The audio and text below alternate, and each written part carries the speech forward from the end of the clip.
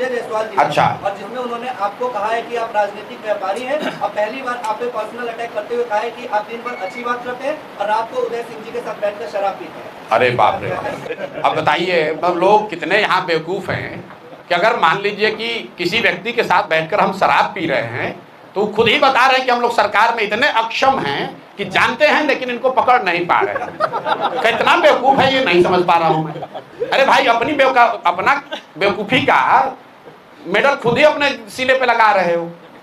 आप बताइए कि शराबबंदी है और संजय जायसवाल जी को तथाकथित तौर पर यह पता है कि हम शराब पी रहे हैं, तब तो सबसे आसान यही है, हमको पकड़ लो भाई, पकड़ लो, हमको बेनकाब कर दो।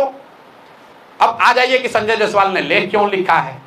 तो क्रिकेट आप लोग देखते हैं, क्रिकेट में जब बैट्समैन घायल हो जाता है तो दौड़ने के लिए, रन लेने के लिए एक रनर बुलाता है। रनर बुलाने का एक नियम है, जो पहले से आउट होकर चला जाता है वो बनकर आता है रनर। क्रिकेट देखते हैं ना, तो जिसको अभी आगे बैटिंग करने आना है वो नहीं आता है रनर के तौर पर, जो आउट होकर चला जाता है उसको बुलाता है, जाओ अब वो आदमी थोड़ा घायल हो गया है बैट्समैन, रनर के तौर पर दौड़ो। तो संजय जायसवाल वही आउट हुए बैट्समैन पहले अध्यक्ष थे, भाजपा ने हटा दिया। यही हटाया किस लिए था, यही फेसबुक पर लेख लिखने के चक्कर में रोज लिखते थे कि हम जदयू को तोड़ने वाले हैं, तो भाजपा वाला इन्हीं को तोड़ के हटा दिया। अब इनके जो बड़े भाई हैं दिलीप जायसवाल, राजनीतिक तौर पर बड़े भाई, उन पर अभी हुई है गोलाबारी, राजनीतिक गोलाबारी। अब बेचारे आहत होकर गिरे हुए हैं, 15 दिन से उनको जवाब नहीं सूझ रहा है। ये नहीं बता रहे हैं कि सिखों के कॉलेज को किशनगंज में कब्जा किए हो कि नहीं किए हो, इसका जवाब नहीं दिया। कह रहा है ऊपर भगवान है, भगवान आपके लिए तो हमारे लिए भी है, भगवान आपके लिए है तो उसके लिए भी है जिसका कॉलेज आप कब्जा किए हैं।